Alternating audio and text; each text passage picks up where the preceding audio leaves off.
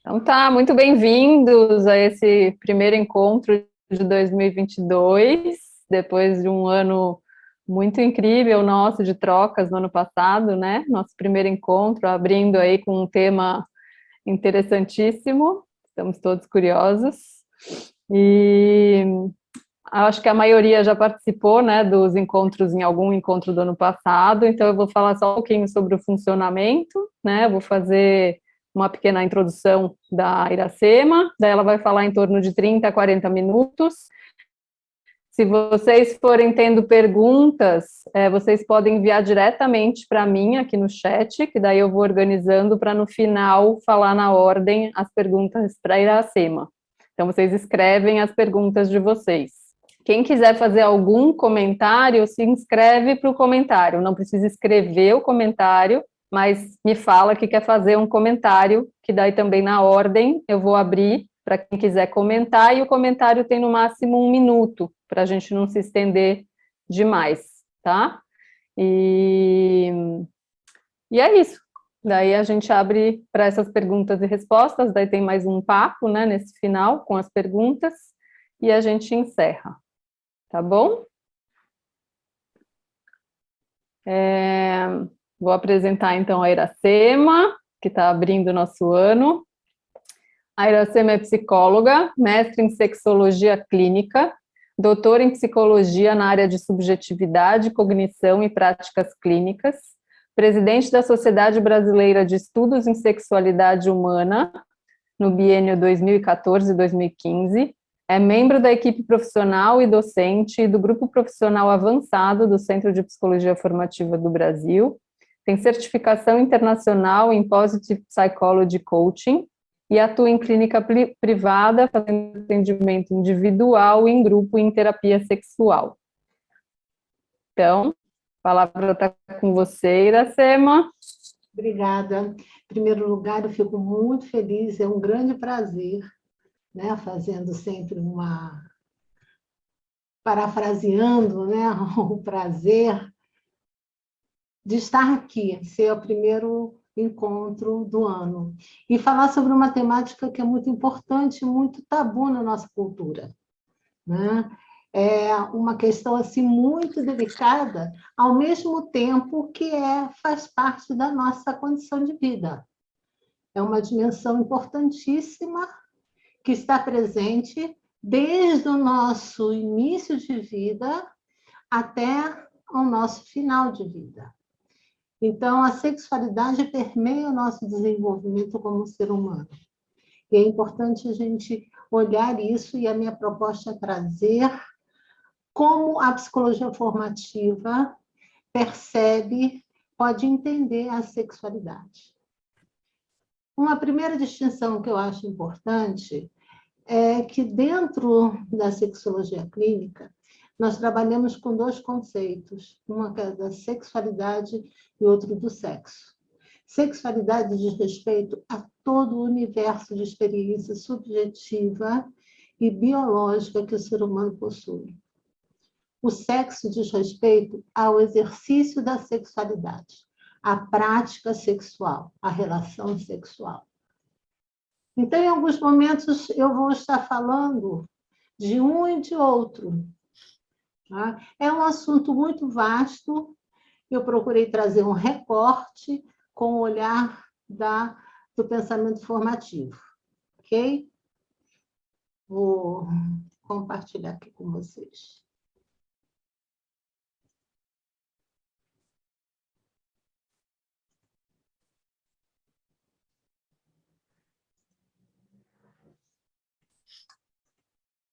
Só para dar uma enquadrada, lembrar, é que toda a existência humana é corporificada.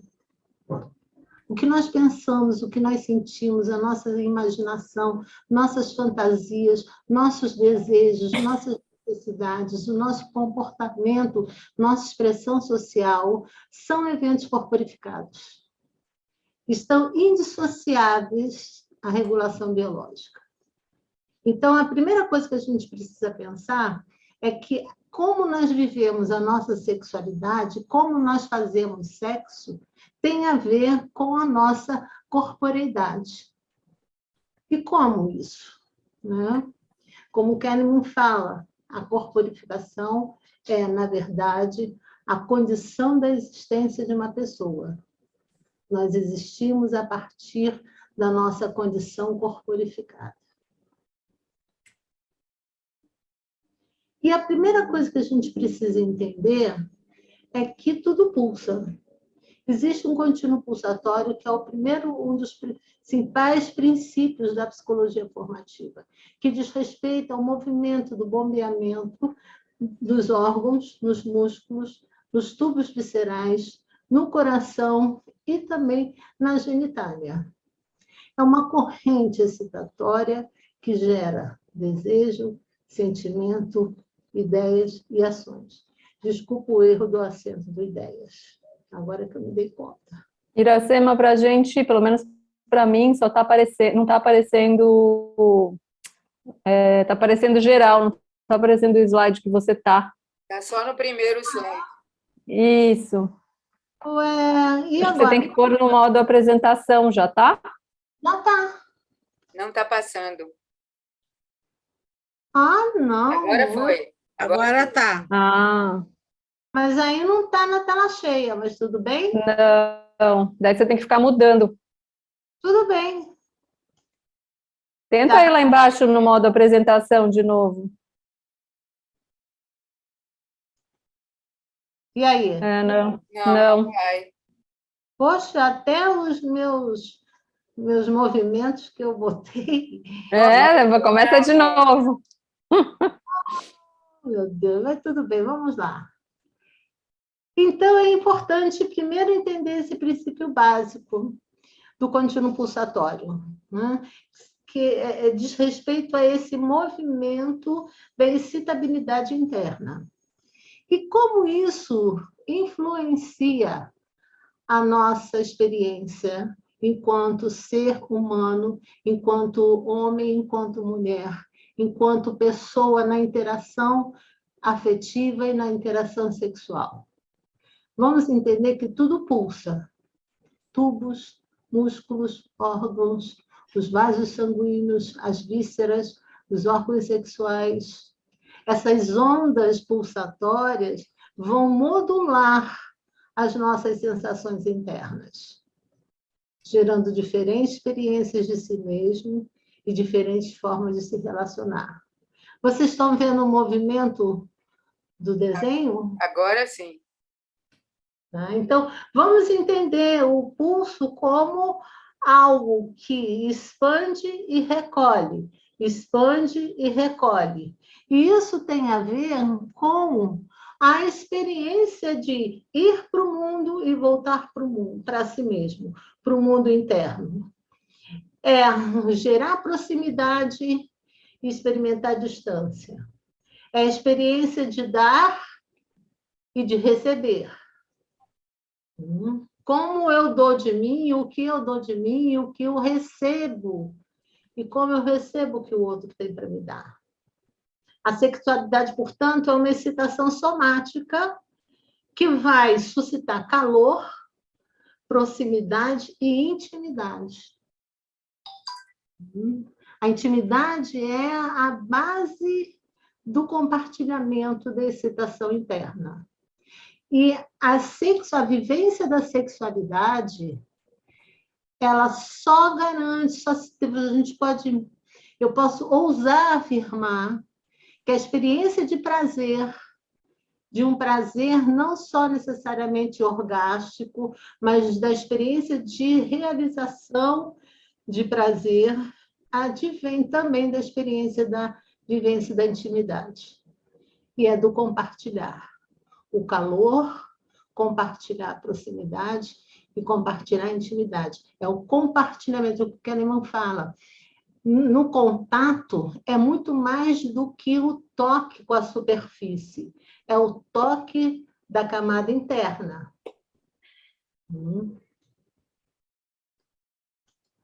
Então, a gente precisa ter clareza que a sexualidade é uma experiência corporificada que emerge do contínuo do pulsatório, das ondas pulsáteis que estão presentes em nosso corpo, em nossa interioridade.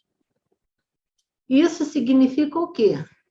Como eu disse, essa motilidade interna tem um pulso que vai da expansão e conexão ao recolhimento e à separação. E isso em diferentes momentos, não necessariamente num único momento, mas são situações, são experiências que ocorrem concomitantemente ao encontro. Então, a gente diz que é um evento somático emocional, a sexualidade. Envolve esse contínuo pulsatório e o anseia por contato e conexão. Então, como Kahneman afirma, o contato com o outro é mais do que superfície com superfície. É também interior com interior. A vivência sexual, portanto, envolve as várias camadas. Do toque da pele, que é do contato, aos gestos e comportamentos, que é a expressão externa do nosso interior, que vai incluir também, por fim, a camada visceral, da motilidade visceral. E esse contato, que é a base da experiência do sexo, no sexo, diz respeito a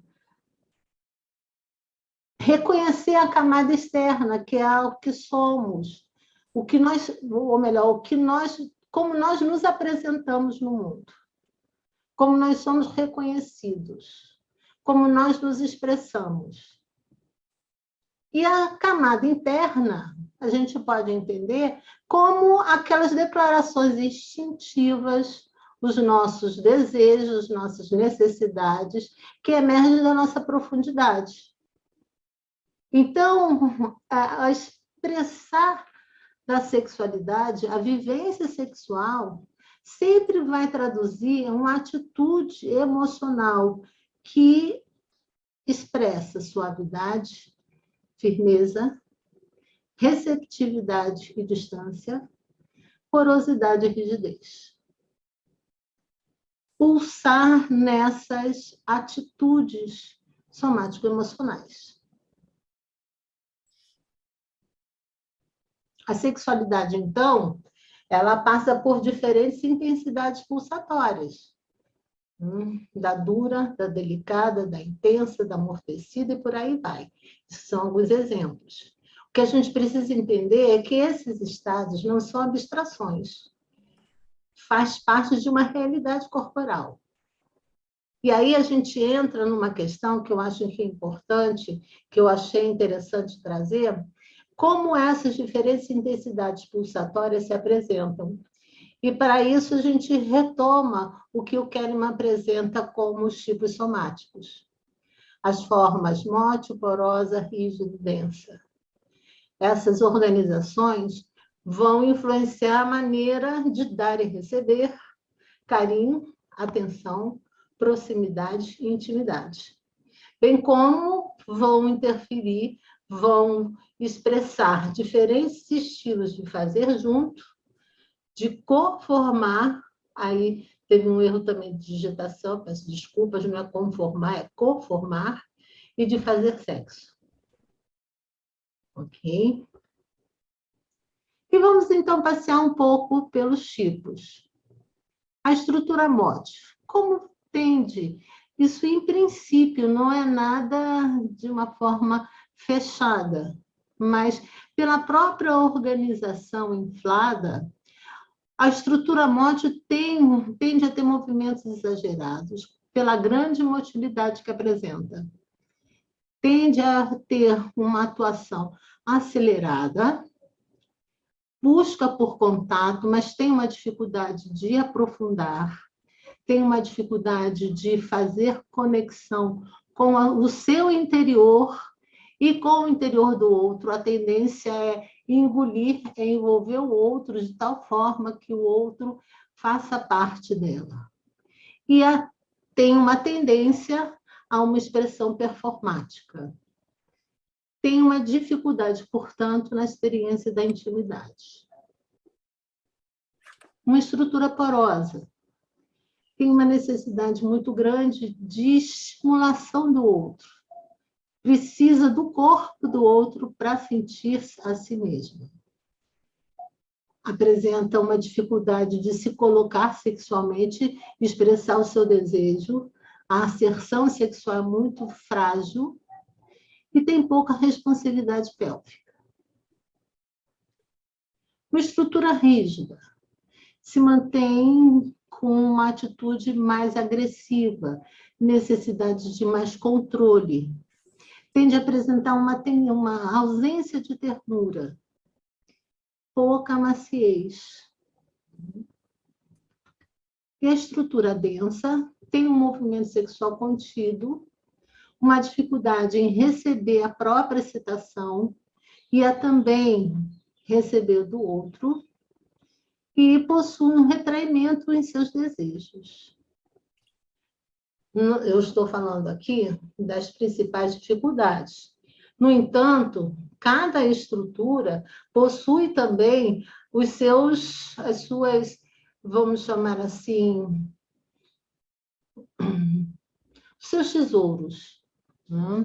Aquilo que é possível viver a partir de cada estrutura. Uma estrutura mótil, ela tende a ter grande excitabilidade. Então, a presença da excitabilidade, da motilidade, pode trazer para a relação uma riqueza de experiências.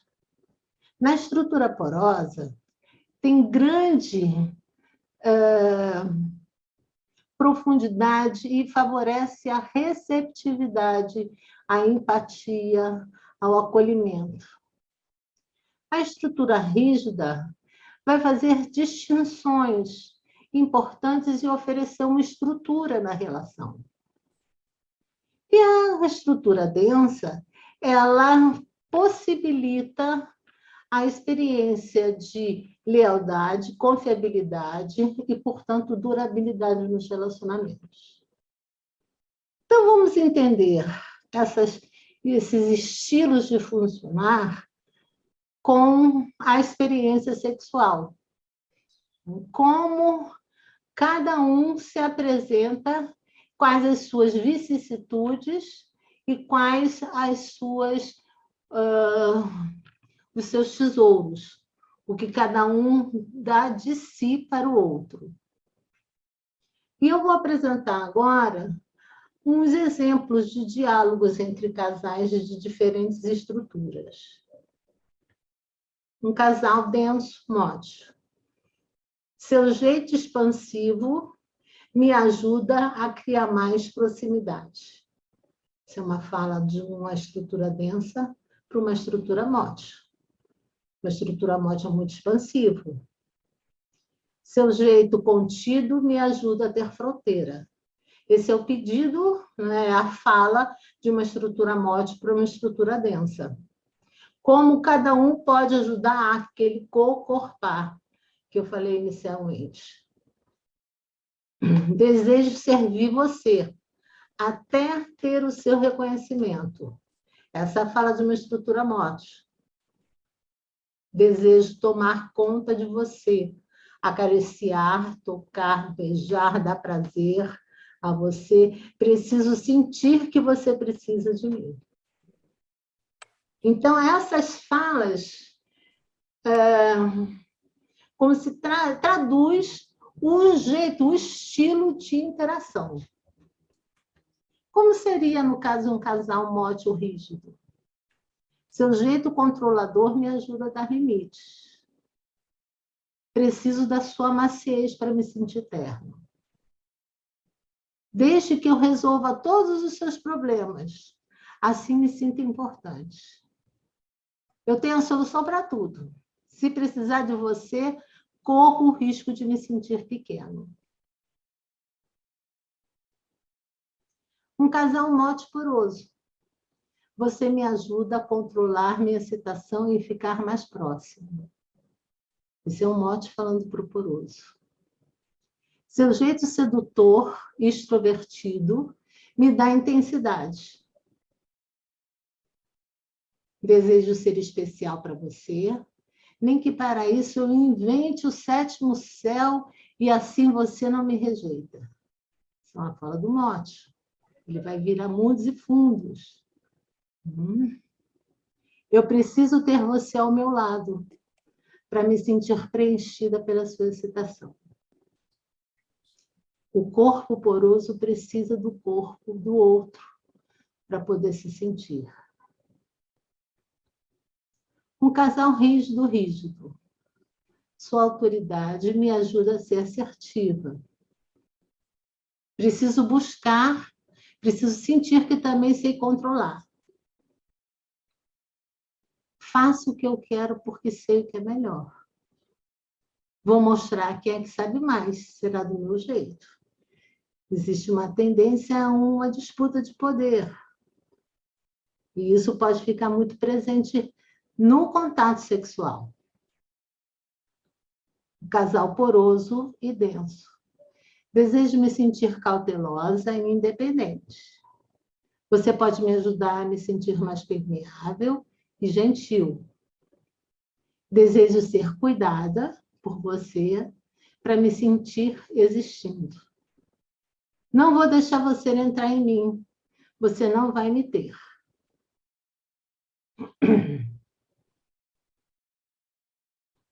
E, por fim, um casal rígido poroso. Você pode me ajudar a ser flexível. Sua rigidez me dá um senso de firmeza. Desejo dominar, subjugar para me sentir seguro. Desejo atender a todos os seus desejos e suas necessidades para que não me abandone. Então, quando a gente trago o exemplo dessas falas, eu gostaria que vocês pudessem imaginar a troca sexual, como pode se dar. Às vezes, a pessoa traz uma queixa para a clínica da dificuldade de colocar limites no desejo do outro. Casal cujo um dos parceiros obriga ou força o outro a ter algumas experiências com as quais a pessoa não está disponível. Então, como trabalhar essa assertividade? Como poder trabalhar também com a assertividade de poder expor para o parceiro ou para a parceira o que gosta e como gosta? Como é também contribuir, trabalhar para que a pessoa possa reconhecer os próprios desejos, reconhecer como gosta de ser tocada, em que lugares ser tocada, de que forma ser tocada, para que possa comunicar isso à sua parceria. Então, nós vamos trabalhar justamente o estilo de interagir, de receber a própria sexualidade e de expressar a sua sexualidade no encontro com o outro. E a gente trabalha com esforço muscular voluntário, usando a capacidade volitiva neuromotora, trabalhando as atitudes que impedem o outro a experiência do prazer. O cliente ele pode surgir com uma queixa sexual. Podemos utilizar alguns recursos da terapia sexual, cuja base é a TCC, mas a gente pode muito bem adequar ao trabalho dos 5 passos e que a gente vai lidar com a atitude emocional que impede aquela pessoa a ter a experiência de prazer. Principalmente no encontro sexual, uma vez que a queixa principal seja essa. Ok? E aí, para a gente pensar um pouco mais abrangente, é que dentro da visão da psicologia formativa, o foco principal é o autogerenciamento. Como eu posso me auto-influenciar? Como eu posso gerar para mim possibilidades, ampliar meu repertório de ação no mundo? E mudar não significa mudar uma forma de pensar. Não estamos seguindo uma perspectiva cognitiva, mas precisamos mapear e seguir rastreando os padrões musculares, neuromotores que estão relacionados à expressão da sexualidade de cada um de nós. Para fechar, então, eu acho muito linda essa trecho do poema de Adélia Prado, um corpo que é outro corpo, uma alma que é outra alma e seu corpo. Ficamos por aqui.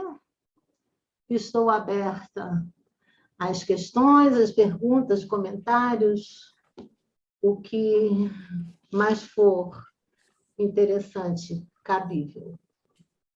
É claro que a gente poderia discutir várias outras coisas, falar sobre as disfunções sexuais, falar como podemos trabalhar cada disfunção, falar sobre diagnóstico diferencial, enfim. Mas eu quis trazer como a gente pode entender, na perspectiva kahnemaniana, a expressão, a vivência e a expressão da nossa sexualidade. Agradeço a vocês e vamos lá. Muito bom, Iracema. A tem um comentário. Paula, não tem você. Tá bom.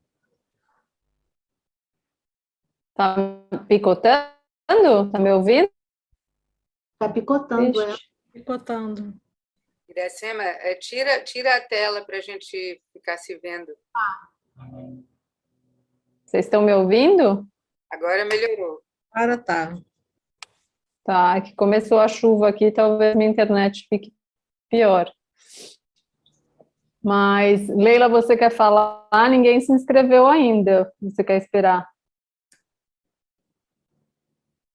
Eu vou esperar um pouco, porque o meu comentário é muito específico. Eu vou falar depois. Vamos deixar a história rolar mais.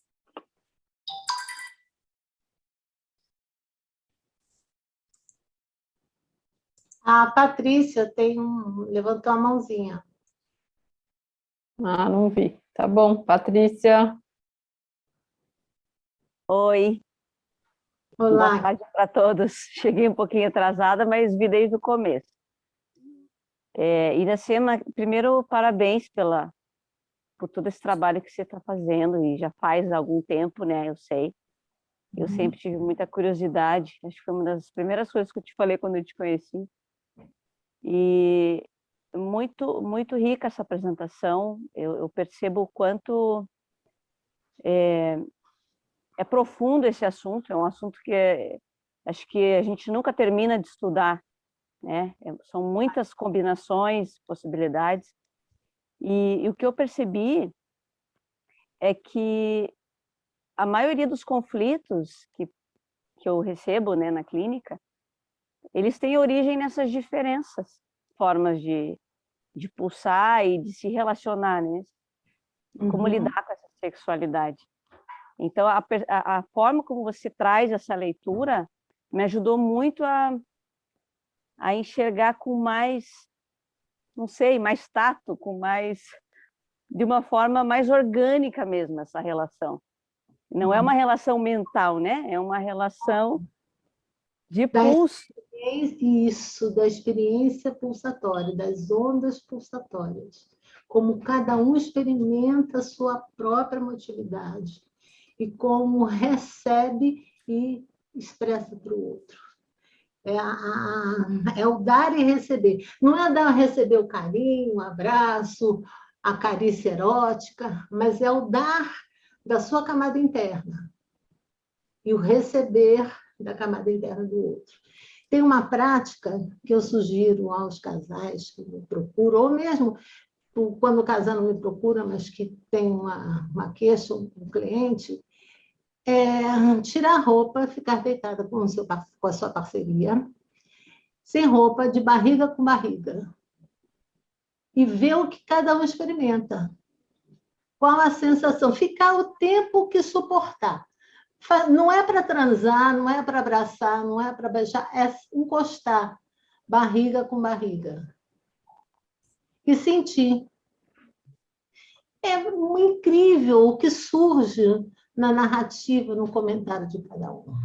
E como isso acaba tendo um divisor de águas na experiência da interação sexual de cada um. Então, é o compartilhar da intimidade interna. É isso que eu ia falar, pela intimidade, né? Porque hoje a gente tem a questão da sexualidade muito vulgarizada, muito performance, né? Algo que não é de fato. Então, existe aí É o sexo pelo sexo. isso. É a Não tem profundidade. profundidade. Isso, não tem profundidade. Bem, Muito eu interessante. faço um parênteses também, gente, que eu nada contra o sexo casual.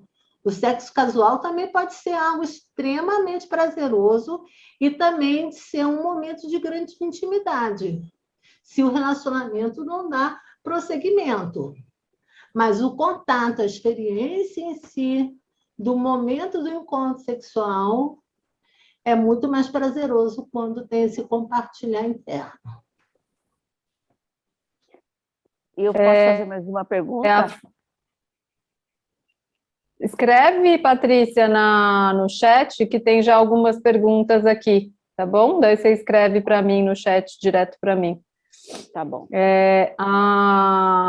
A Fabiana, ela tá com a câmera desligada porque tá ruim a internet dela, mas ela mandou uma pergunta. Eu gostaria de saber como na clínica você orienta o contato, se você orienta níveis de toque, construção da aproximação e momentos de aquecimento da prática sexual. Sim, esse exemplo que eu trouxe do exercício de barriga para barriga, de barriga com barriga, é uma possibilidade.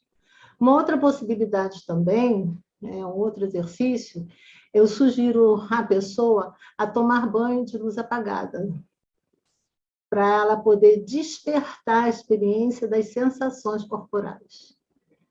O contato da água no corpo, a temperatura da água, como é o contato da água em cada parte do corpo. E a luz apagada diminui sensivelmente a estimulação, com a diminuição da estimulação visual, a tendência é que a pessoa fique mais em contato com ela mesma. Um outro exercício, eu peço para que o casal compre um creme que agrade, que seja agradável para ambos, ou um óleo, enfim, e que vão tocar um corpo do outro, com diferentes tipos de toque, apertando, com a ponta do dedo, com a unha, com mais intensidade, com menos intensidade. Não é para tocar nas partes genitais. O foco é no corpo como um todo, para que volte a atenção na experiência sensorial, sinestésica corporal. E poder discriminar qual o tipo de toque que agrada. Isso é uma das possibilidades. Tá? Então, primeiro, se for um casal com muito pouca intimidade, para que não seja algo muito... Vazio. Alguém falou alguma coisa? Enfim, para que não seja tão ameaçador, tá? Posso pedir para eles fazerem de roupa íntima, só a parte da frente, no outro dia faz as costas, depois que tiver vão trocar, vão trazer para a sessão a experiência, a gente vai trabalhar o que cada um, vamos trabalhar o conteúdo que cada um experimentou naquele momento. E mais tarde, então, aí sem roupa íntima, ainda não tocando na genitália. Tá? E depois de várias experiências, vários exercícios, aí vai ser um momento de dar atenção à genitália, como cada um vai tocar na genitália do outro. Mas isso é um processo, um passo a passo para que possa ser construído, criado essa intimidade. Ok. Respondi, né?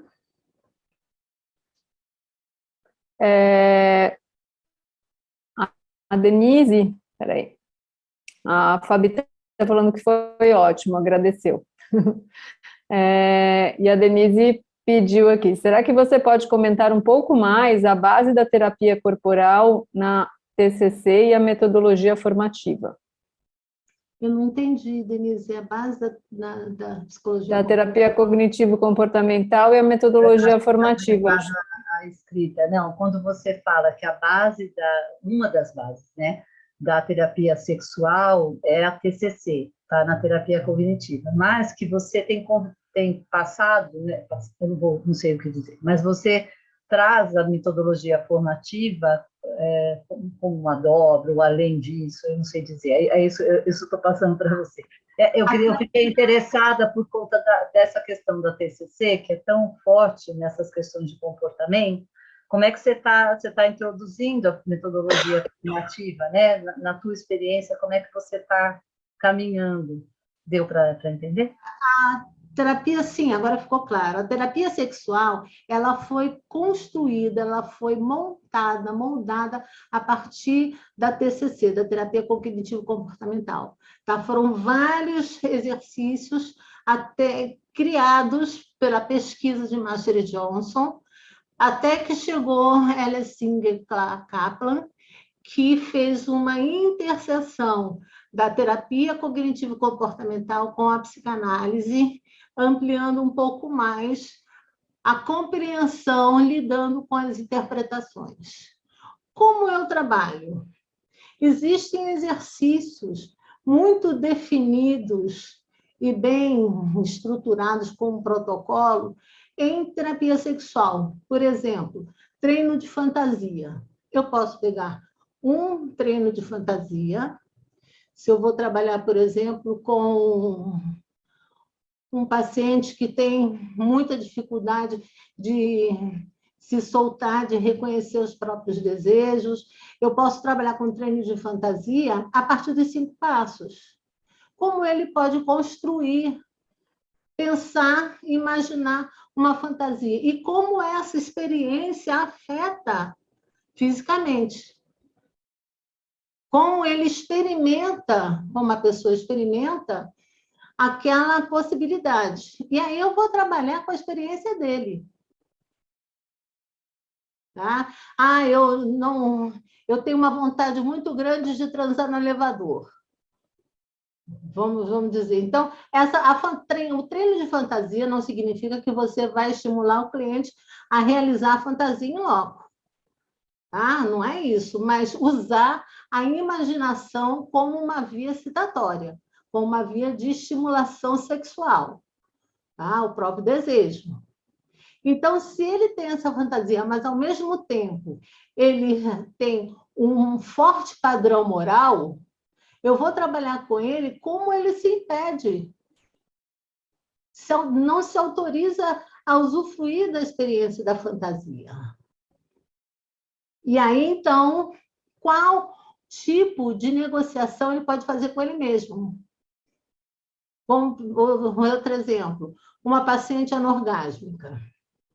Quando eu falei inicialmente seria interessante em algum momento a gente falar sobre diagnóstico diferencial, é diferente porque é muito importante a gente definir quando a disfunção sexual ela é primária, ou seja, a pessoa nunca sentiu orgasmo, por exemplo. Ou quando ela é secundária, que ela já sentiu alguma vez, e naquele momento ela não está sentindo. Tá? E a gente mapeia, então, quais os possíveis fatores que estariam ali intervindo naquela situação, desde aspectos pessoais, diádicos, da relação, como orgânicos. Então, a gente pega uma pessoa, uma mulher que nunca teve orgasmo, e tem um contato muito empobrecido com o próprio corpo. De sensibilização sistemática que a gente trabalha, mas eu trabalho com os 5 passos. Como é, por exemplo, ela se vê de frente do espelho, sem roupa, ou de roupa íntima? Como é ela pegar o espelho e ver a genitália dela? Só ver, sem tocar. E qual é a experiência que isso desperta nela e como eu vou trabalhar aquele conteúdo que ela traz a partir daquele exercício. E assim vou indo. Tá? Consegui atender, Denise? Desculpa, super. Era essa passagem que eu estava querendo conversar. Não, maravilhoso. Obrigada. Acho que é muita coisa para a gente conversar aí nesse caminho, né? Eu, pelo menos. Acho que aí tem um caminho fino, né, para a gente ir. Mas tal. Uma outra coisa que eu ia trazer, mas eu acabei tirando, era falando sobre as variações sexuais dentro das distorções, né, somáticas. Enfim, falar um pouco dessas questões que são questões que aparecem no nosso consultório. Né? Alguma outra pergunta, Paula? Sim, tem a Patrícia. Como você percebe a formação da sexualidade e intimidade feminina ao longo dos anos? Olha só, Patrícia, eu não falo sobre só o aspecto feminino, mas masculino também, que tanto o homem quanto a mulher vivem uma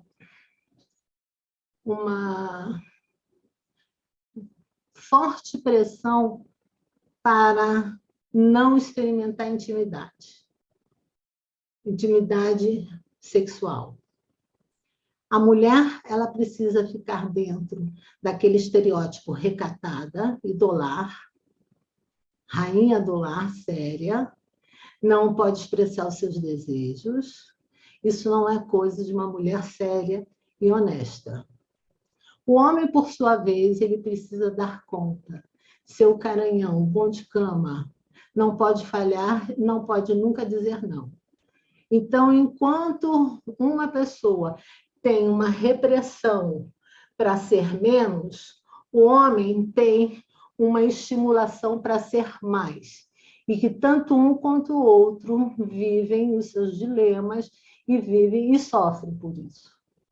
Então, eu entendo que esse espaço, por exemplo, em que tem esse espaço em que tem homens e mulheres fazendo parte para a gente conversar e discutir sobre sexualidade, é muito importante, porque isso ajuda a compreender o papel que cada um tem na própria experiência pessoal e como vai também transmitir isso ao seu entorno, filhos, sobrinhos e alunos e o que for. Mas é importante que a gente possa ter clareza de um aspecto, o respeito pelo próprio corpo e pelo corpo do outro.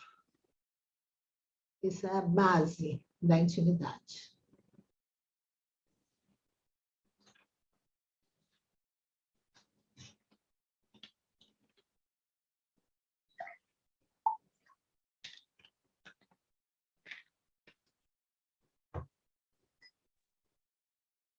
Aí, gente, estão me ouvindo?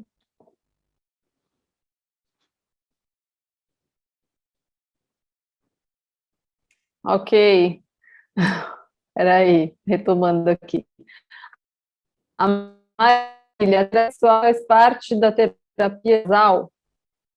O que é? Não entendi, picotou, Paula.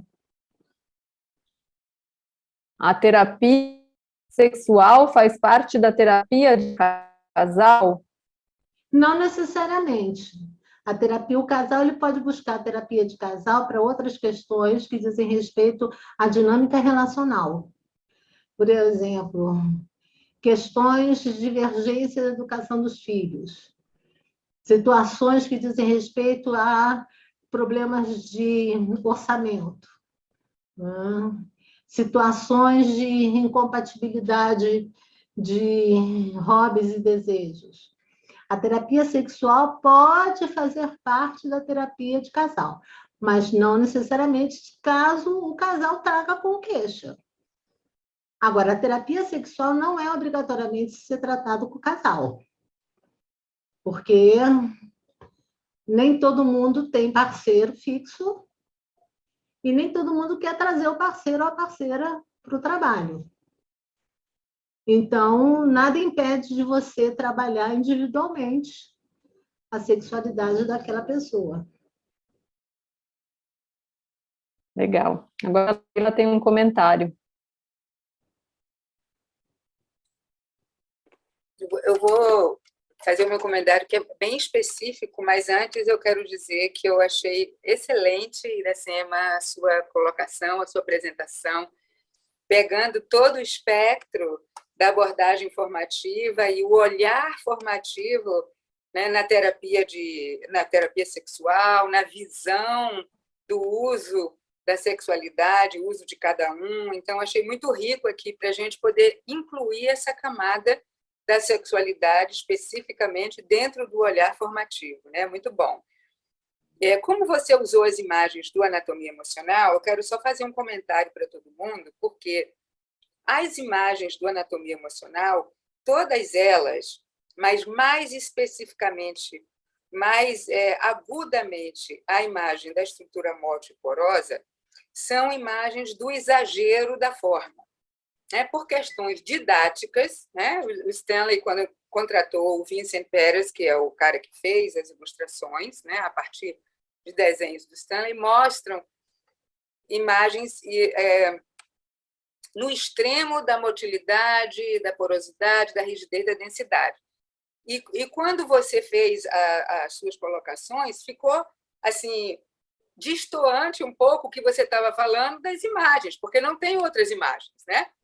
Então, eu quero só colocar isso aqui e, Iracema, sugerir para você que em outras apresentações você cate imagens de pessoas móteis, porosas, rígidas e densas que sejam menos exageradas do que aqueles do Anatomia, porque eu acho que vai ficar mais fácil para a gente entender essa dinâmica relacional que você traz e que você fala tão bem, né? Que a gente pensar que cada estrutura é um contínuo e que especificamente nas imagens aparecem as exageradas.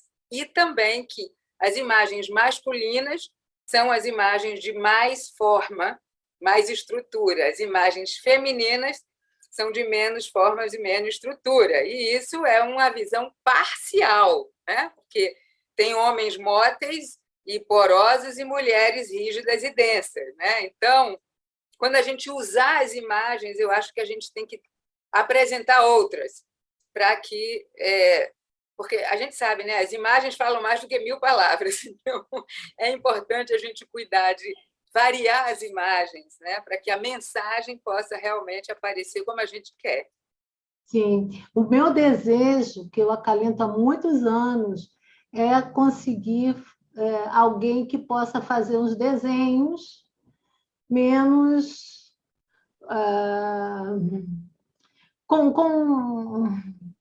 Em outro lugar contínuo. Olha só, isso pode ser um ótimo projeto para o centro. Vamos conversar.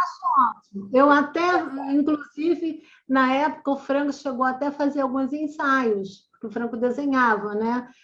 Mas aí deixou, não era muito da praia dele, do interesse dele, aí acabou morrendo. Mas eu acho que seria um investimento muito interessante a gente poder trabalhar essas imagens. Me interessa muito. Vamos conversar depois. Quem quiser também se juntar a gente... Ótimo. Até porque tem muito engano de que as pessoas obesas, todo mote é obeso. E não necessariamente... Isso, não é, não é. Existem pessoas magras que são notas também. Então, a gente precisa realmente trazer mais outros olhares. Muito bom. Eu fiz uma apresentação uma vez num congresso de sexualidade, mas dando um olhar das disfunções sexuais a partir do contínuo do estresse. Foi bastante interessante também. Então, a gente tem assim um mar de possibilidades de abordar a questão da sexualidade. Eu gostaria de fazer um comentário. Primeiro, parabéns, Iracema, muito interessante para a gente usar na clínica como olhar maravilhoso. E eu fiquei pensando no conceito de libido, né? Conceito freudiano, né? Que fala, e pensando na psicologia formativa, que fala do pulso, da célula primeira que gera a vida, desse pulso, o pulso da criação da própria vida, né? Que está na sexualidade, e que gera a própria vida. Então, eu fiquei muito com essa, reverberando a questão do pulso. Desculpa. Interessante, me deu essa sensação mais ampla, né? Eu não tenho conhecimento psicanalítico para falar sobre libido, que o máximo que eu tenho é que a libido diz respeito a uma energia maior, que tem um caráter sexual, mas é uma energia de vida, uma energia vital. Sim. Mas o recorte que eu quis trazer foi justamente da experiência sexual como uma dimensão do corpo biológico, o nosso corpo pré-pessoal, que é atravessado pelas influenciações do corpo social e é moldado a partir da nossa pessoalidade. Sim, e eu fiquei pensando que isso é bem concreto, né? A questão dessa energia vital da sexualidade, da própria vida, isso é bem concreto. Eu fiquei com essa sensação, me veio imediatamente com a sua fala essa sensação do pulso da vida. Muito bom, maravilhoso. A Leila tem mais um comentário.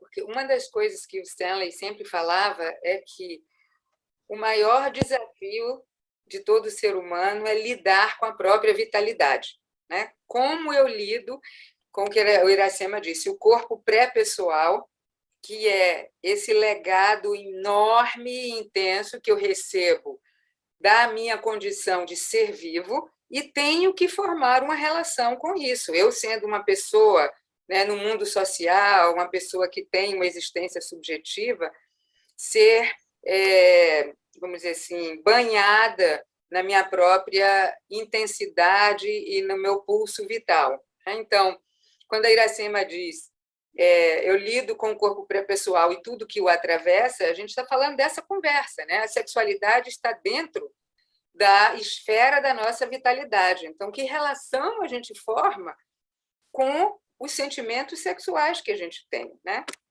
Fica dentro desse desafio humano, só que aí com uma especificidade maior, que é a experiência sexual.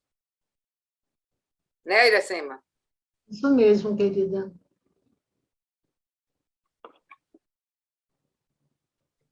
Iracema, você tem assim uma demanda mais intensa por algum tema específico na clínica? O que chega assim mais para você? Bem, o que é mais comum no momento está sendo em relação ao desejo hipoativo. Baixo de desejo. Está sendo, em termos de frequência, muito acentuada.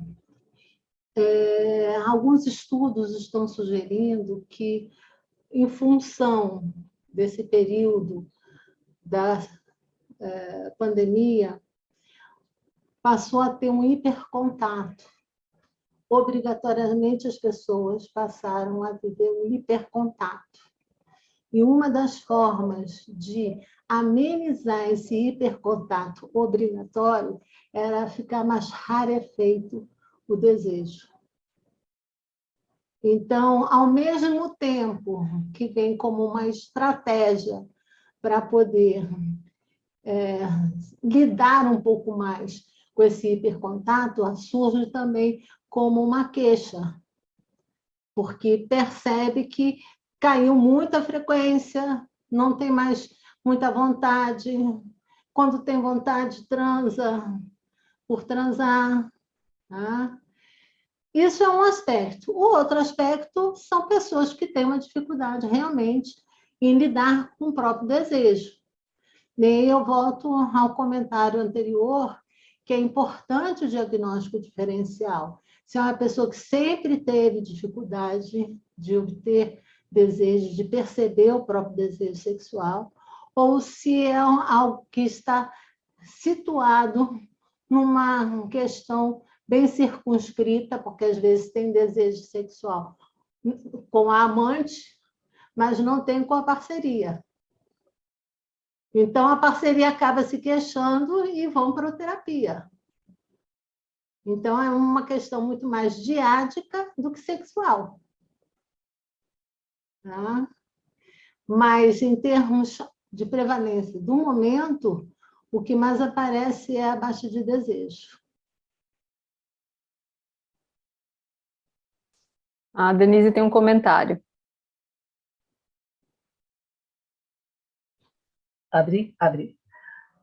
Continuando nesse sentido que você está trazendo, assim, eu acho muito rico isso, né? Muito importante isso que a gente está conversando, né? E fiquei aqui pensando junto com o que você foi trazendo, como essa mudança na onda hormonal também, né, desse corpo biológico, estrutural, também vai mudando, né? Eu vou falar uma coisa óbvia, mas só para a gente abrir aqui, vai mudando os nossos padrões de relações, né? Da infância até a maturidade, até o envelhecimento, essa proposta do encontro, dos padrões de encontro, né, da nossa sexualidade vão se formando de outras formas, né? Vão fazendo variações pela própria onda hormonal. E como isso muitas vezes é uma zona de muito conflito, né? Porque pegando a minha idade, por exemplo, eu estou agora na maturidade, se eu quiser ter a minha vida sexual quando eu tinha 30 anos, 20 anos, eu estou em outra história. E também mudam, inclusive, as relações, né? Depois da menopausa, a gente tem uma subida de hormônios masculinos, os homens têm uma descida dos hormônios, então os homens ficam com mais características femininas hormonalmente falando, vamos dizer assim, não sei se eu estou falando isso certo, mas é só nesse sentido.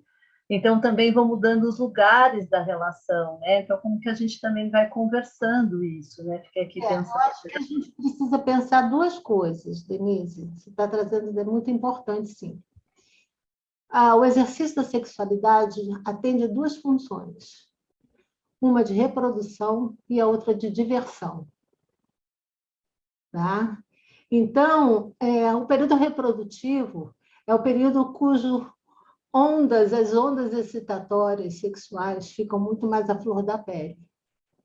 Mas ninguém transa só para reproduzir. Se fosse assim, a população estaria saindo pelo ladrão. Então, as pessoas transam para se divertir. Tá? Os contraceptivos estão aí. A relação sexual é um momento lúdico. E é importante ter a leveza da ludicidade. Senão vai ficar muito enquadrado. Com a maturidade, claro que tem uma alteração hormonal. Tem uma baixa de testosterona, tanto feminina quanto masculina. Isso não significa necessariamente um aumento de hormônio feminino no homem, não. Mas tem uma queda. Porém, o desejo sexual é uma experiência subjetiva que emerge das ondas internas e que não morre. né? Com a baixa de hormônio, tem uma alteração, porque o foco da relação passa a ser exclusivamente o encontro. O encontro, a intimidade, a diversão, a ludicidade. Então, na maturidade, a gente está para se divertir.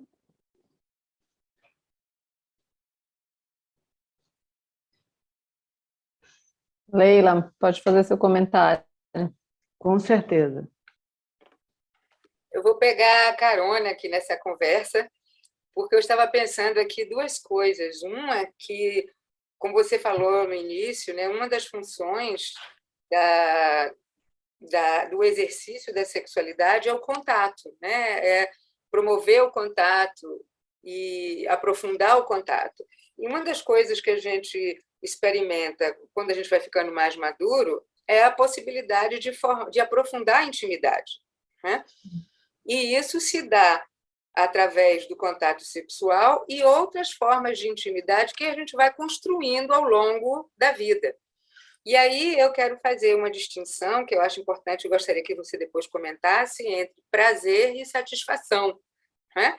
Porque existe no exercício da sexualidade o momento de prazer, né? O momento especificamente da relação sexual, que é o momento de prazer, mas também junto uma grande satisfação por estar fazendo aquilo com alguém que você está afetivamente ligado, né? Por alguém por quem você sente uma onda afetiva, amorosa.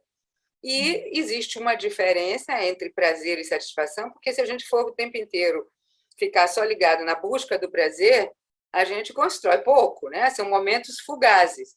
Mas se isso está ligado a também uma experiência de construção de satisfação, ou de aprofundamento do contato da intimidade, é uma outra experiência, né? Dentro da sexualidade humana, os compêndios, vamos dizer assim, fazem a distinção entre gozo e prazer. O orgasmo tem 15 segundos de duração, é aquela experiência que está ali, né? Que tem uma série de reações fisiológicas e anatômicas, mas que tem esse tempo circunscrito. O prazer é a experiência do contato, é a satisfação que emerge pela experiência do contato que foi vivenciado, que pode até não ter tido orgasmo. O casal pode até não ter gozado, mas ter tido um encontro sexual extremamente prazeroso. Então, essa é uma distinção muito importante que você traz, Leila, porque nem sempre o prazer está atrelado ao orgasmo. E, às vezes, tem aqui aquele orgasmo chinfrim, mas que está bacana para aquele momento, ou então tem um orgasmo bem bacana, mas como é que é a interação? Como é que é a experiência da troca? Como é que é a experiência do encontro? O orgasmo é uma experiência de descarga, de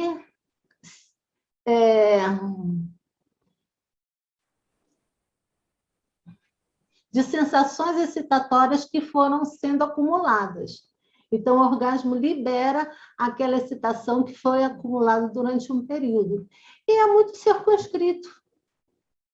Mas a experiência do contato, da troca, da camada interna, da intimidade, é que vai dar esse senso de prazer, satisfação e preenchimento. Iracema, como você trouxe, acho que esses níveis, né, dessa experiência, essas camadas, essa construção, está na poesia da Adélia, né? Sim. Eu acho que ela faz essa síntese de corpo-corpo, corpo-alma, e uma integração aí muito maior, né? Sim. Esse trecho do poema dela que eu acho assim maravilhoso. Obrigada. Eu que agradeço, querida. Mas com a sua fala, Iracema, eu estou pensando, então, que a gente tem 3 camadas aqui. porque eu gostaria de continuar diferenciando prazer e satisfação. Eu acho que são experiências distintas, experiências humanas distintas, né? Por exemplo, a gente pode ter uma relação sexual muito prazerosa com ou sem orgasmo, né? E, a partir dali, isso vai construindo uma experiência interna de satisfação na vida, com aquela pessoa, né? Na Mas relação a longo prazo. Então, experiências de contato prazerosas dão suporte a uma experiência satisfatória numa relação, né? Sim. Eu acho que tem tudo a ver com o que você está trazendo, porque a experiência de satisfação, ela dá um senso de prolongamento, Sim. de acumulação de prazer que vai se perdurando e consolidando a própria relação, o próprio relacionamento. Legal.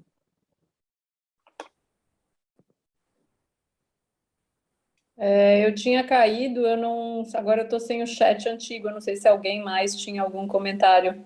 Se eu não falei algum, por favor, quem escreveu se manifesta.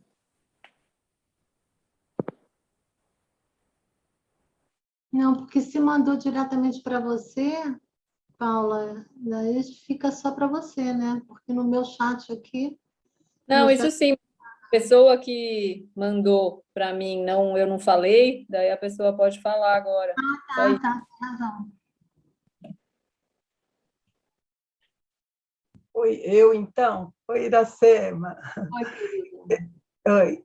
Eu tenho uma impressão que eu queria, assim, na minha observação clínica e de forma geral, né? E, assim, primeiro, que delícia essa conversa, né? Me deu vontade de continuar essa conversa muito, né? Mas que, embora, né, a princípio, a gente tenha aí uns 30 anos já de liberação sexual, tal, mas ainda tem muitos mitos e estereótipos relacionados à sexualidade, né? Então, você foi falando isso, e eu vejo como isso está distante do que as pessoas vivem, né? Porque hoje, por exemplo, as mulheres mais jovens, elas trazem uma obrigação de empenho sexual. Então, antes elas não podiam se manifestar. Mas, assim, eu estou te falando de uma amostra pequena que eu tenho no consultório e você tem essa experiência maior, né? Faz sentido, sim. É interessante porque há anos atrás, há um bom tempo, a mulher que tinha orgasmo era considerada histérica, né? E hoje em dia, a mulher tem que ter múltiplos orgasmos. Isso, exatamente. Saber manipular ponto G, tem que sentir isso, sentir aquilo. Então, surgiu a tirania do orgasmo. Né? Então, antes era não pode gozar, porque isso não é coisa de mulher de família. Não pode expressar o desejo, porque isso não é coisa de mulher direita. Hoje em dia, é ao contrário. A tirania da expressão sexual, a tirania é do gozo. A tirania é de ser muito boa, muito bacana, muito legal de cama. E aí, tem uma performance. Porque reiteradamente aparece isso no consultório, esse trabalho de diferenciação. Nossa, a relação foi ótima, ficaram um tempo se tocando, mas eu não gozei. Né? Aí você, mas né, qual que é a importância do gozar? O que está acontecendo? Mas isso aparece, pelo menos na minha clínica, é algo que aparece muito reiteradamente. E como você trabalha mais com esse tema, eu queria saber como é. É claro, Isilda, que quando essa situação ela é repetitiva, quando, no caso que você está dizendo, que eu estou entendendo, uma mulher vive repetidamente situações em que a relação é agradável, é gostosa, mas ela não consegue ter orgasmo, a gente vai olhar com mais cuidado, porque é a repetição, a incidência alta dessa situação pode estar denotando uma dificuldade dela se entregar à experiência orgásmica. Tá? E isso gera uma frustração, sem dúvida. A mesma situação, ou situação semelhante, é quando o homem tem ejaculação precoce. Ele tem um orgasmo, ele tem um reflexo orgásmico ali. Porém, a experiência é uma experiência extremamente frustrante, porque ele não sente o controle da própria ejaculação. E isso se acaba ficando a desejar para a própria parceira ou parceiro. Então, a gente vai precisar de olhar sempre qual é a fala do outro, qual é assim, o que o outro está buscando. Né? É aquilo que a gente trabalha formativamente, o que o outro está trazendo. E como a gente pode mapear, né? Ajudando a pessoa a aprofundar na própria experiência.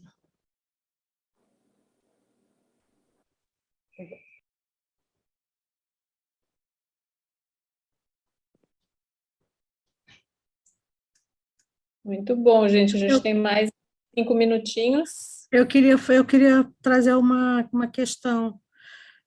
Primeiro, assim, adorei, achei muito bom, super didático, muito papo muito interessante e altamente rico para a gente. Como disse a Isilda, a gente é um assunto para dias e dias e dias, né, da gente conversar. Eu queria trazer uma questão aqui que eu acho que, não só pela minha observação, mas também que tem chegado, é com relação, assim, a... Não sei como é que vocês estão vendo isso na clínica de vocês. As gerações, que a gente chama, né, Z, Y, têm se apresentado ou colocado experiências onde a sexualidade ela tem sido muito fluida, né? Diferentemente de uma geração anterior, que é muito mais demarcada, digamos assim, utilizando o termo heterossexual. Essas variações da realidade que se apresenta hoje, como é que você está vendo isso nessas parcerias que muitas vezes chegam, Iracema, na clínica, tua experiência clínica? Eu acho que a gente está vivendo, de fato, um momento que é um momento do questionamento das demarcações de gênero. E podendo, então, acolher e receber de uma forma mais receptiva, vamos dizer, as diferenças que existe, a diversidade que existe na sexualidade. Eu penso que, em algumas situações, nós confrontamos com uma circunstância da experimentação. É muito forte. Experimentar coisas novas, experimentar situações, enfim, existe uma efervescência em busca de novas experiências, de novas situações, de sensações diferentes. E que eu acho que isso pode, eu não vou afirmar porque eu não tenho como trazer uma afirmativa, mas que pode sugerir um momento de muita confusão com relação à sua própria sexualidade, sua própria experiência de contato com as suas sensações e sentimentos sexuais. Eu acho que tem essa fase da experimentação, eu acho que tem essa questão da fluidez, como você traz, da necessidade de lidar com uma diversidade. A gente precisa considerar que o que hoje está sendo muito publicado sempre existiu na história. O que está vendo é que tem, em algumas circunstâncias, considerando algumas situações, uma divulgação maior, mas a gente tem que sempre receber com cautela, sem julgamento. O principal é sem julgamento. Com certeza. e receber o sofrimento do outro, ficar receptivo ao sofrimento do outro. Mas eu acho também, Iracema, que, assim como você falou numa cultura de performance, né, a partir também do que a Isilda trouxe, né, que nós vivemos uma cultura de performance onde todas as pessoas estão preocupadas em performar sexualmente da maneira em que elas imaginam que deva ser, né? Tem uma idealização. Por exemplo, eu tenho que ter orgasmos em todas as relações, eu tenho que transar com não sei quantas pessoas, eu tenho que estar sempre sexualmente ativa, né? Para pessoas que não têm uma relação de parceria, se você está solteira, já tem, eu ouço muito assim, mas já tem um mês que eu não transo, né? Mas já tem, como se eu tivesse que estar sempre transando, senão tem uma coisa errada comigo, né? Tem isso. E eu acho também que, em parte, existe nessa grande momento fluido de experimentação também uma falta de limite e contenção que faz parte da nossa cultura. Nós vivemos na cultura do tudo pode. Nós vivemos isso. Se a gente olhar pelo âmbito, por exemplo, da cirurgia plástica, a gente vai ver. As pessoas mudam tudo, fazem tudo. Então, é uma cultura onde as pessoas têm muito pouco, em geral, muito pouco contato consigo. Então, eu acho que para nós que estamos lidando com pessoas de um ponto de vista formativo, uma pergunta que sempre baliza, que pode balizar o nosso trabalho é: o que isso forma em você? Né? Se o cliente ou a cliente está num momento de experimentação, o que isso forma em você? Qual é a sua busca? Né? Porque isso pode guiar tanto nós quanto a pessoa a o que está se formando. Qual é a construção? Porque a experimentação pela experimentação é igual droga, gente. Né? Sim. Existe também experimentação com vários tipos de droga. Então, acho que nós, como pessoas que somos profissionais, temos que perguntar qual é a validade de uma experimentação sem limite nenhum. É válido? Né? E você está trazendo essas duas questões, eu acho que são tão necessárias e importantes, porque elas, elas expressam o quanto nós estamos acolhendo aquela situação sem julgamento. Então, quando você ajuda o outro a ele refletir sobre si, a perceber o que você está buscando, o que você está formando a partir dessa experiência, você ajuda o outro a entrar dentro dele mesmo. E aí ele tem uma chance de poder reorganizar. E se humanizar. Se humanizar. Né? Sim. Porque eu acho que fica desumano quando fica a experimentação pela experimentação. A pessoa perde a condição de ser um humano que busca algo, que as coisas têm que ter um sentido para si. Para si, não é para o outro, é para si. Para si mesmo. Para o próprio crescimento, o próprio processo. Isso é o problema de todas as drogas, né? Porque o problema da droga é porque é algo que dá prazer. Né? Então, essa relação do circuito de recompensa acaba sendo muito difícil de você poder lidar. O que eu estou trazendo aqui é que o sexo pode também entrar aí, não é? Sim, sem dúvida. Como uma droga. Sim. E a gente percebe a hipersexualidade, situações em que a pessoa tem uma compulsão sexual ou pela masturbação. Eu já tive casos de rapazes com dermatite de toque, dermatite no pênis, por toque, por excesso de masturbação. Então, é uma compulsão, existe sim. E não é algo incomum. Só que é pouco falado e pouco recebido, porque tem um medo do julgamento, tem um medo justamente de ser reprimido, porque se vai ao médico tratar a dermatite, vai ter ali um julgamento, vai ser uma chamada de atenção, e a pessoa não fica com clareza de que é um quadro compulsivo. E precisa ser tratado.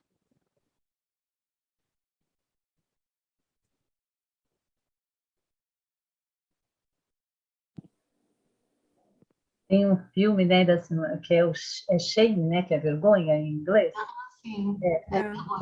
Esse filme é muito importante, né? É um moço jovem que tem esse comportamento, né, de uma sexualidade, e a vida dele gira entre o perigo, entre isso, e fala bem disso, né? Quer dizer, um extremo, né? Aí é um lugar do Eu já obsessivo. tive cliente que ele tinha um padrão exibicionista que ele perdeu tudo. Perdeu o emprego, perdeu o casamento, a mulher com filha. Foi uma situação de descer ladeira pelo comportamento exibicionista compulsivo. Né? Gente, eu Então, lembrei... Desculpa, continue. não, essa era isso mesmo. É que eu lembrei de uma série que eu não sei se vocês viram, que é maravilhosa sobre sexualidade, Sex Education. Vocês viram? Vi, muito legal. É muito legal. Muito legal. Muito legal. E foi uma série que foi montada a partir de uma assessoria de vários terapeutas sexuais, com o objetivo de ter realmente essa pegada educacional. Muito bom. Foi bem legal. Pessoal, a gente está chegando nos nossos últimos minutos. Era só para dar uma palavrinha dentro desse contexto. Eu não vi essa série, mas depois que você falou aí, eu vou começar a assistir hoje, porque o que eu queria colocar é que acho que a Isilda começou, depois a Iracema falou, depois a Leila, sobre essa questão dos jovens na atualidade e essa questão da sexualidade. Pelo que a Iracema e depois a Leila, as duas falaram e combinou, eu penso que quando se fala em educação sexual na escola, tudo que eu imagino, que eu penso que deveria existir na escola, é algum profissional que tivesse lá para estar colocando essas questões para as crianças e adolescentes. O que isso vai contribuir, o que você busca com isso? Porque eu tenho muitas alunas jovens e eu vejo o quanto elas estão perdidas, sabe? Vou beijar a minha amiga porque todo mundo está beijando e, assim, é importante para eu saber se eu gosto dela ou se eu vou gostar do menino. Mas sabe aquela coisa que fica eles entre eles? Na minha época não existia isso, mas na época de hoje existe.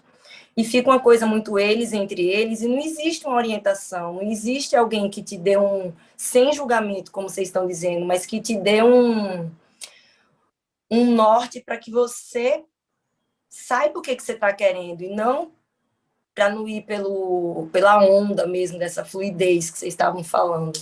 Então... sempre vai existir, é muito forte. Né? Então, assim, antigamente, a garota que namorava muito ficava como a menina mal vista da turma. Isso, pelo menos na minha época era. Tinha uma garota que todas as meninas tinham inveja dela, porque ela era aquela loura gostosinha que namorava todo mundo. Mas os meninos metiam o pau nela. Não é a menina para casar, não é a menina para namorar. Né? Então, e hoje em dia, quem dá mais beijo na boca?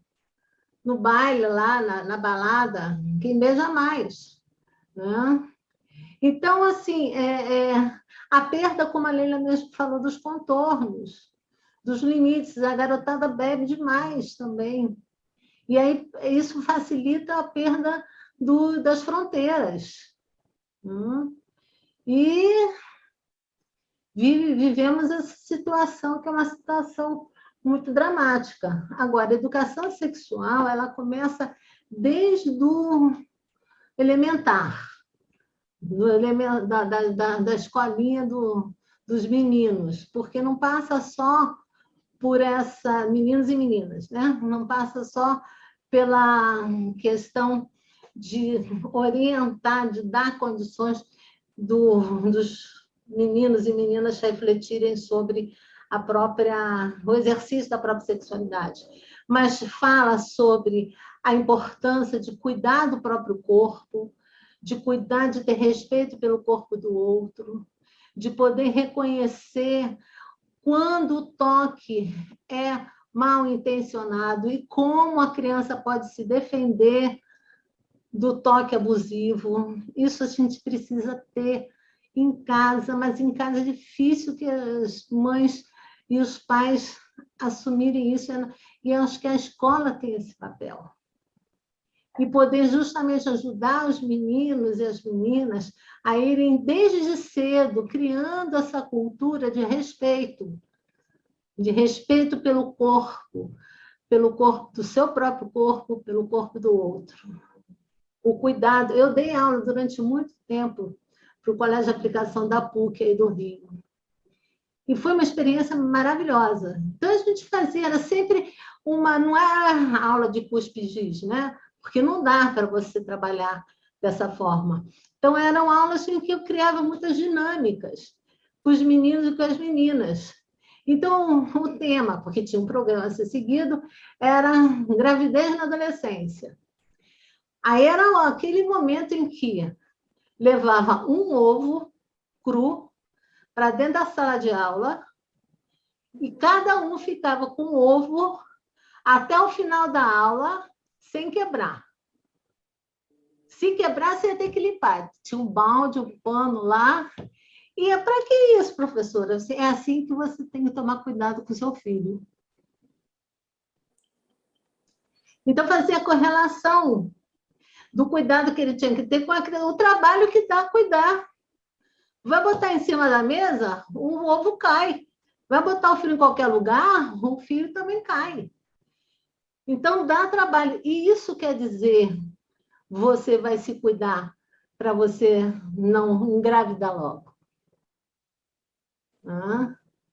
Não é aquela questão moral, porque às vezes a gravidez tem uma função para aquela menina e para aquele rapaz muito maior do que foi a transa pela transa. Tem um status que se adquire na família, tem um status que se adquire dentro da comunidade, enfim. E por aí vai. Eu acho riquíssimo. Eu me empolgo muito com esse tema. Acho que a gente vai precisar de mais um encontro sobre isso.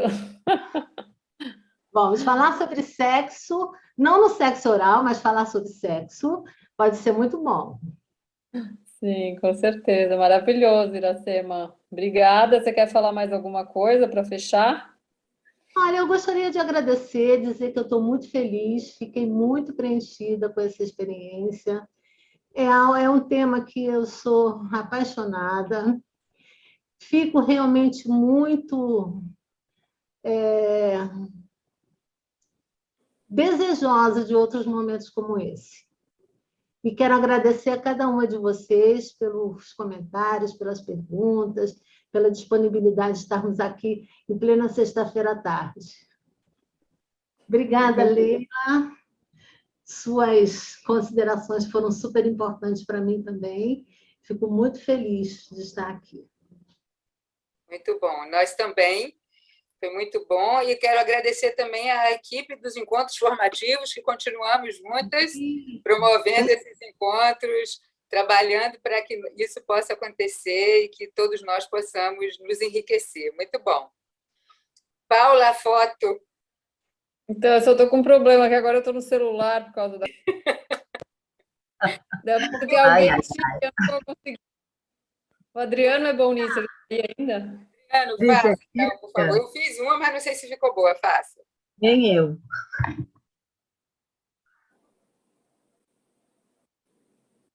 Fabiana, bote seu rosto aí, Fabiana, vai sair na foto. Cadê? Ah, pronto. 1, 2 e vai.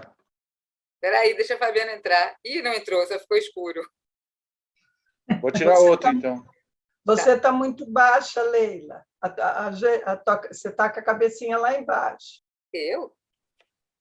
Pronto, melhorou. Acho que a Fabi não pode, tá ruim. Tá Vamos bom, lá. tá bom. Então põe a foto. De novo. Aê. Tirar só a mensagem dela, esperar baixar. Pronto. 1, 2 e foi. Pronto. Tá ótimo. Saiu a mensagem da Fabi, Adriano? Saiu. Ah, então tá. Muito obrigada, valeu. Obrigada muito pela bom. presença. Obrigada, gente. Obrigada, gente. Foi ótimo.